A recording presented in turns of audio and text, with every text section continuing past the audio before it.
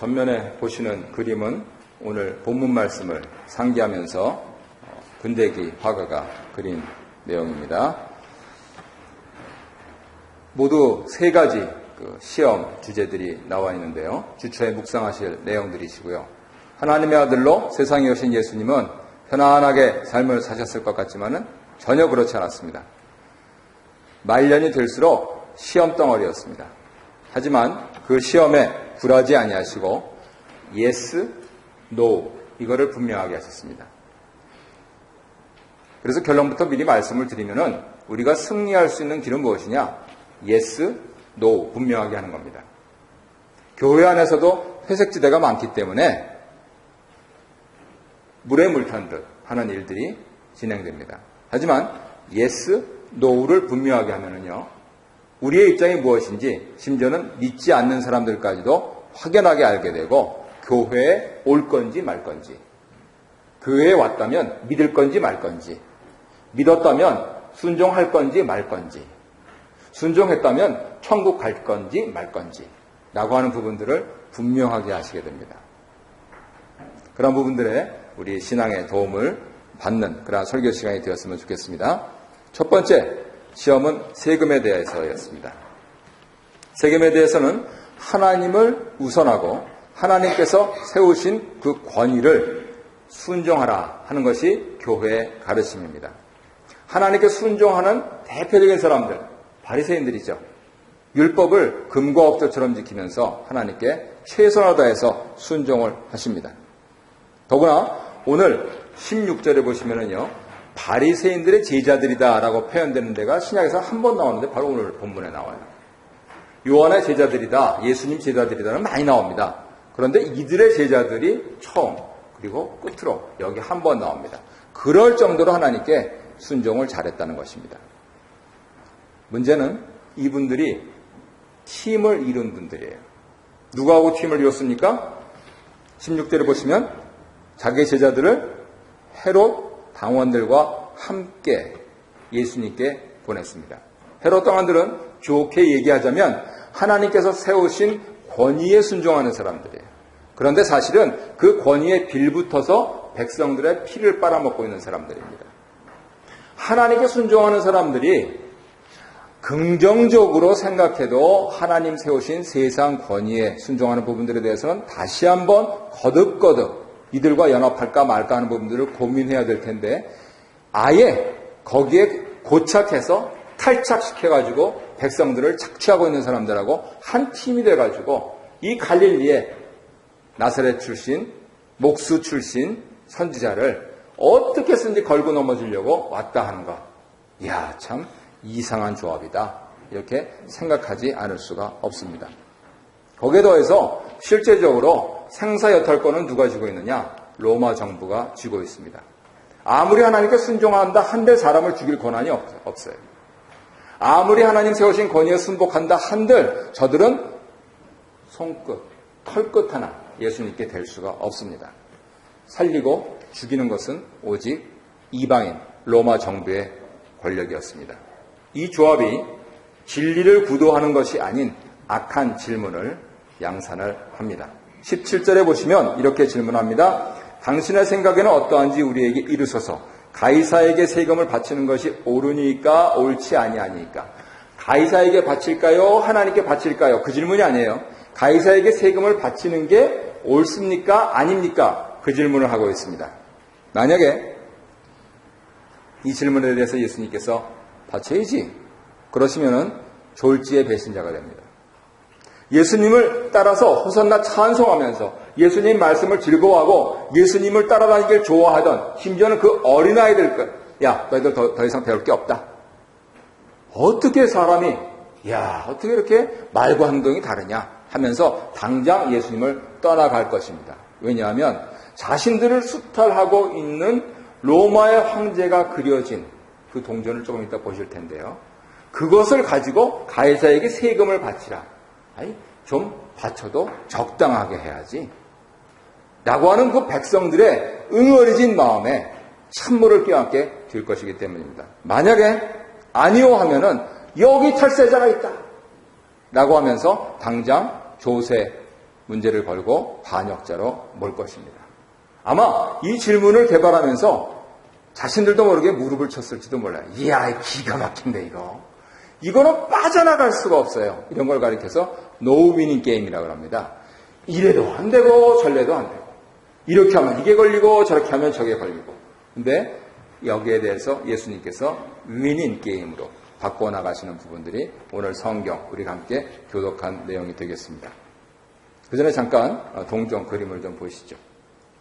지금 주화가 지금 약간 글씨들이 새겨져 있는 것만 그렇게 보이실 텐데요. 앞면, 뒷면. 저기서부터 이제 오늘날 각국의 중앙은행들이 동전들을 발행하는 그러한 역사들이 생겼습니다. 계속해서 성경 보도록 하겠습니다. 19절에 보시면 이 질문에 대해서 예수님께서 외식하는 자들이다 라고 데피니션을 내리세요.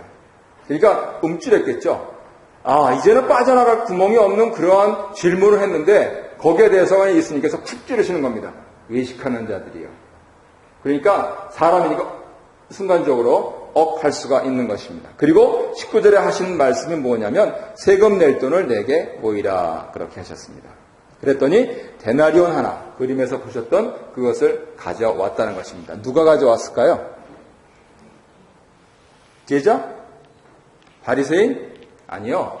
헤롯 당원이 갖고 왔을 겁니다. 더러운 돈이라서 만지기도 싫어야 되는 거예요. 더러운 돈이라서요. 우리 일제시대 사셨던 분들, 더구나 아주 독립적 정신이 뚜렷하셨던 그런 어르신들을 기억하시는 분들은 아예 그 돈도 만지기 싫어하시잖아요. 얘 갖다 버리라고 하면 못하시고 그냥 내 눈에서 치워버리라고 그렇게 말씀들 하시잖아요. 아무도 만지기 싫어했습니다. 그런 거는. 예수님의 제자는 물론이고 바리새인들도 지금 같이 그러니까 이상한 조합이라고 그러는 거예요. 그랬을 때 틀림없이 헤롯 당원, 자신들이 백성들을 수탈하면서 가져가야 했던 그런 것이기 때문에 헤롯 당원들이 데나리온 하나를 갖고 왔을 것입니다. 그런데 이 말씀이 무엇을 뜻하시냐면 지금 예수님 주머니에는 뭐가 없다는 겁니다. 뭐가 없어요?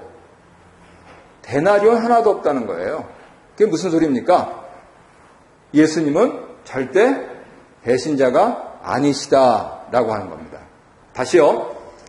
노 위닝 게임이었던 것은 예스를 하면은 배신자가 되고 노를 하면은 반역자가 되는데 예수님은 데나리온 하나 갖다 둬. 대답해 줄게. 하시는 그 말씀을 통해서 이미 예스 부분들을 걷어내신 거예요. 기가 막히지 않습니까? 여러분 그렇게 사십니까? 누가 나한테 아주 딜레마인 그러한 질문들을 하는데 그 중에서 하나를 없애버리시는 겁니다. 아무것도 없어요. 아이고 그러면 고귀하신 예수님께서 그런 물질들을 갖고 그건 다 가론유다 주머니에 있겠죠. 그건 우리 생각이고요. 이 예수님 데나리온 하나 갖다 둬 라고 하시는 그러한 것을 통해서 예수님께서는 자신을 완전히 꼬꾸라뜨렸다고 생각했던 사람들에게 이미 절반을 대답을 해버리시는 겁니다.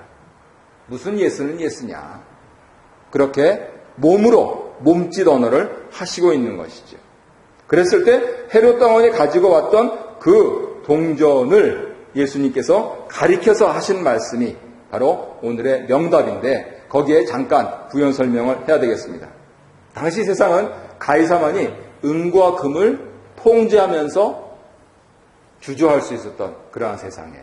오늘날도 마찬가지죠. 함부로 돈 찍어내면 아주 중범죄에 처해지죠. 그랬을 때 그러한 세상 속에서 그 이미지가 깃든 그 주화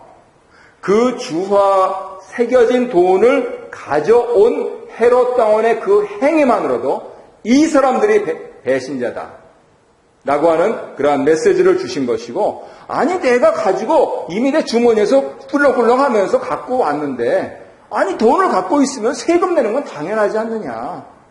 누가 내게 돼요? 그 돈을 갖고 있는 사람이 낼 거 아닙니까? 번 돈이 있으니까 세금을 내야 될 거 아니에요. 돈을 갖고 있으니까 정부에서 그 중에 일부를 달라 그러는 거니까요. 이 명쾌한 그러한 행위를 하신 것입니다. 중요한 것은 예수님께서는 지금 저 동전에 새겨져 있어 반은 신이고 그리고 최고의 제사장이다 라고 아예 선포하는 것을 지나서 그 주화에 새겨 넣었던 가이사 티베리우스 조상, 그 우상 숭배, 그 이미지, 그런 부분들에 대해서 일거의 가치도 없이 너희들은 너희들식으로 살아라 라고 말씀을 하시고 있는 것입니다. 우리는 21세기의 캐나다의 이민자로 살고 있고 또 한국을 모국으로 살고 있기 때문에 바로 이 문제에 대해서 정확하게 더구나 교리적으로 정리할 필요는 있습니다. 지금 예수님께서 하신 말씀의 진리가 무엇인가 하는 것은 이 첫 번째 제일 나중에 말씀을 드리겠고 잠깐 교육을 좀 우리가 해야 되겠습니다. 과연 우리 개신교, 우리 개혁주의는 이 문제에 대해서 어떻게 접근하고 있는가, 어떻게 성경을 읽고 있는가 하는 것이죠. 결론을 말씀드리면 개혁주의는 정당한 납세를 권장합니다. 가이사의 것은 가이사에게, 하나님의 것은 하나님에게 드려라 라고 하는 그러한 구절도 근거 구절로 되지만 지금 화면에서 보시는 로마서 13장과 베드로전서 2장 이것을 근거로 하여서 하나님께서는 성경에서 우리 개신교 신자들이, 개혁주의 성도들이 국가에 대해서, 정부에 대해서 조세를 정확하게 하게 한다라고 하는 그런 가르침을 펴고 있습니다. 우리 함께 성경 두 구절 읽겠습니다. 로마서 13장 읽겠습니다. 시작. 각 사람은 위에 있는 권세들에게 복종하라. 권세는 하나님으로부터 나지 않음이 없나니 모든 권세는 다 하나님께서 정하신 바라. 아멘. 베드로전서 2장 읽겠습니다. 시작. 인간의 모든 제도를 주를 위하여 순종하되 혹은 위에 있는 왕이나 혹은 그가 악행하는 자를 징벌하고 선행하는 자를 포상하기 위하여 보낸 총독에게 하라. 곧 선행으로 어리석은 사람들의 무식한 말을 막으시는 것이라. 너희는 자유가 있으나 그 자유로 악을 가리는 데 쓰지 말고 오직 하나님의 종과 같이 하라. 무사람을 공경하며 형제를 사랑하며 하나님을 두려워하며 왕을 존대하라. 아멘. 이러한 개혁주의의 교리를 갖고 있습니다. 그렇다면 예수님께서 말씀하시는 진리는 무엇인가? 가이사의 것은 가이사에게, 하나님의 것은 하나님에게 바쳐라 라고 하면서 앞에서 이미 절반 털어내신 배신자의 이미지뿐만 아니고 반역자의 그러한 모함까지도 물리치실 수 있었는데 단지 거기에 머무르는 것이냐? 아니라고 하는 말씀입니다. 사도 바울이나 사도 베드로나 오늘 말씀을 주신 것을 잘 읽어보고 다시 한번 예수님께서 가이사의 것은 가이사에게, 하나님의 것은 하나님에게 바쳐라. 아주 예배당을 중심으로 생각하시는 목사님들은 하나님의 것을 바쳐라 라고 액센트를 주실 것이고 정부에 관여하시는 분들이 많이 회중으로 있는 그러한 교회 목사님들께서는 가이사의 것은 가이사에게 바쳐라 라고 하시면서 세금을 독려하실지 모르겠지만 우리 예수님께서 하신 말씀 그리고 예수님의 이 말씀을 받아서 사도 바울과 사도 베드로가 하신 그 말씀의 포인트가 뭐냐, 이 복음의 메시지가 뭐냐 하는 그것이 참으로 궁금해지는 것이죠. 이렇게 정리를 해서 말씀드립니다. 쓰러질 세상 것은 세상 왕에게 주고 너희는 오직 하나님 것이 되어서 하나님만 섬기라 하는 것입니다. 아유, 말씀은 좋은데요. 그러면 세상 못 살아요. 1년에 내가 2만 불, 3만 불, 4만 불 버는데 거기서 세금 20%, 30% 떼고 교회에다가 또 11조도 바치고 뭘 먹고 살라는 말입니까? 예, 살 수가 없어요. 살 수가 없습니다. 하지만 이제 그래서 두 번째 시험도 나오고 그리고 세 번째 시험도 나오면서 예수님께서 어떻게 그렇게 사는가 하는 부분들을 더 분명하게 말씀을 해주십니다. 우리 사람의 계산으로는 안 됩니다. 세금 떼가고 교회 봉헌하고 우리는 살 수가 없어요. 그런데 하나님은 살게 하신다 하는 그러한 부분들을 그 다음 시험들을 통해서 말씀을 해주시는 것이죠. 한번 계속 가보시겠습니다. 그래서 다음 시험의 주제는 두 번째로 부활의 문제였습니다. 바리새인들과 헤롯 당원들의 이상한 조합에 의해서 참 어떻게 저렇게 멍하게 당하느냐라고 혀를 찼을지 모르겠습니다. 25절에 보면 그날에 그랬습니다. 아주 당당하게 왔습니다. 사두개인들이요. 은근보화가 자기 주머니에 가득한 분들입니다. 세상에 있는 권력, 정치 권력은 아니더라도 종교 권력은 갖고 있었던 그러한 분들이었습니다. 그분들이 예수님과 대화를 하면서 예수님을 시험하는데 좀 자세하게 살펴보겠습니다. 이렇게 말씀합니다. 선생님이여, 모세가 일렀으되 사람이 만일 자식이 없이 죽으면 그 동생이 그 아내에게 장가들어 형을 위하여 상속자를 세울지니라 하였나이다. 그랬죠. 우리 중에 7형제가 있었는데 마지가 장가들었다가 죽어 상속자가 없으므로 그 아내를 그 동생에게 물려주고 그 둘째와 셋째로 일곱째까지, 이게 좀 남사스러운 내용입니다. 최후에 그 여자도 죽었나이다. 그런즉 그들이 다 그를 취하였으니 부활 때에 7 중에 누구의 아내가 되리이까?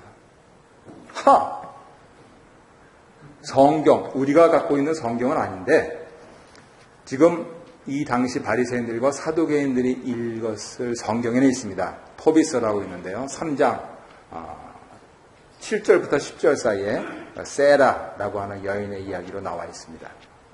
그래서 이 유대인의 종교 지도자들이 참 난처한 그러한 상황들을 그렇게 기록해낸 내용들이 그대로 인용되면서 예수님께 질문을 하고 있는데, 여기서 우리가 주안점으로 봐야 될 것이 최후라고 하는 말입니다. 그것은 교회용어로 얘기하면 종말이라는 뜻입니다. 마지막에, 끝에 이 소리입니다. 이러한 질문을 했을 때 이 질문은요, 무엇보다도 비현실적인 질문입니다. 세상에 어느 누구도 하나님께서 그렇게 동포를 사랑하라고 그러시면서 내신 안식년, 그렇게 민족을 사랑하라고 그러시면서 내신 희년, 지킨 적이 아무도 없습니다. 세상에 어느 형제도요, 내가 죽으면 내 동생에게 내 아내 주어서 그렇게 한 사람이 없습니다. 하나님께서는 불쌍한 인생들을 가련히 여기셔서 모세를 통해서 주신 거는 이 사람들이 이렇게 꼬고 저렇게 꼬고 하면서 복잡하게 만들어놨는데요. 그런데 그 말씀대로 사는 사람들이 없어요. 그러니까 이 질문은 도대체 현실의 땅을 디디고 있는 질문이 아니라는 겁니다. 그런데 그러한 질문을 하면서 이들은 자신들의 세계관을 여기에 투영을 하고 있는 겁니다. 그건 무슨 소리냐면, 지금 내 속에 은금이 당긋하고 내 자식까지 먹을 것이 두둑하고 하니까 결혼관계가 왜 중요합니까? 왜 목사가 우리 자녀들 결혼하고 나서 사인합니까? 그 이유가 뭐라고 생각하세요? 합법적인 결혼이다, 그거 아닙니까? 왜 합법이 중요합니까? 나오는 게 있어서 그래요. 혹시 결혼해서 안 나오면 차일드 베네핏 나오는데 목사 사인, 공무원 사인, 변호사 사인 없으면 안 돼요. 그래서 그런 거예요. 세상 사람들의 관심은 이거라는 겁니다. 왜 합법적인 걸 자꾸만 따지냐면 여기에 있는 것이 저기까지도 연결된다라고 자기네들이 전제를 하고 있는 것이에요. 지금 이 질문은, 아니 이 바람은요, 여기에 있는 이것이 저기까지도 연결됐으면 좋겠다라고 하는 자신들의 바람을 담고 있습니다. 매우 비현실적임에도 불구하고요. 차 고치러 갔더니 어느 인도 그 셔틀 하는 운전수가 그러더라고요. 자기 사장 이렇게 사진 이렇게 보면서 칼리 그러더라고요. 칼리? 칼리가 뭐야? 그랬더니 빈손이래요. 이게 다 빈손으로 갈 거를, 뭔가 불만이 있나 보죠. 다 빈손으로 갈 거를 뭘 그렇게 긁어 모으려고 그러는지. 그러면서 뭐 열심히 설명하더라고요. 아기 때는 그냥 엄마 태에서 나올 때는 이렇게 꽉 쥐고 그냥 세상 거 다 줄 것처럼 나오다가 결국 갈 때는 다 이러고 간다고. 칼리 그러더라고요. 그래서 오늘 너한테 한 수 배웠다. 그렇게 대화를 한 적이 있습니다. 세상 사람들은 그렇다는 거예요. 여기 있는 게 저기까지도 연결되고 싶어 하는데 누가 그러겠습니까? 세상 누가. 여기에 대해서 예수님께서 이렇게 유산에만 자꾸만 신경 쓰고 있는 이 전제를 갖고 있는 질문에 대해서 바른 답을 하십니다. 다음 보겠습니다. 예수께서 대답하여 이르시되 너희가 성경도 하나님 능력도 알지 못하는 것을 오해하였도다. 부활 때에는 너희들이 최후를 얘기했지 그거가 부활이야 부활 이렇게 말씀하시는 겁니다. 부활 때에는 장가도 아니가고 시집도 아니가고 하늘에 있는 천사들과 같으니라. 예수님 뭘 말씀하셨어요? 부활 때는 장가도 아니가고 시집도 아니하고 하늘에 있는 천사와 같은데 너희들은 왜 그렇게 엉뚱한 비현실적인 자기 이익적인 질문을 하고 있느냐? 성경도 모르고 하나님의 능력도 모르니까 그런 질문을 하는 것이다 말씀하시고 있는 거죠. 여기서 우리 주님 말씀 안 하신 게 뭔가 라고 하는 것을 우리가 신경을 써야 이 말씀의 진의가 뭔가 하는 걸 알 수 있습니다. 예수님은 부활 때에는 장가도 안 가고 즉 부활 때는 무슨 결혼할 일이 있냐 이렇게 말씀을 하시고 있는 거예요. 그런데 이렇게 말씀하신 것은 아닙니다. 무엇이냐면 여기에 있는 것이 저기까지 간다 이렇게 말씀하신 거 아니죠. 그죠? 맞죠? 따라오셨죠? 여기에 있는 것이 저기까지 가지 못한다 이렇게 말씀하신 거 아닙니다. 그렇게 쳐다보시면 궁금하잖아요. 다시 할까요? 여기에 있는 것이 저기까지 간다 이렇게 말씀하신 거 아닙니다. 여기에 있는 것이 저기까지 가지 못한다 이렇게 말씀하신 거 아니에요. 뭐라고 하셨어요? 부활 때에는 장가도 안 가고 시집도 안 간다. 그러면 우리가 궁금해하는 거죠. 여기에서 장가가고 시집간 사람들은 어떻게 되는데요? 한번 거수해 볼까요? 부활 때 안 만나고 싶다. 만나고 싶다. 나중에 생각하고 나중에 이 말씀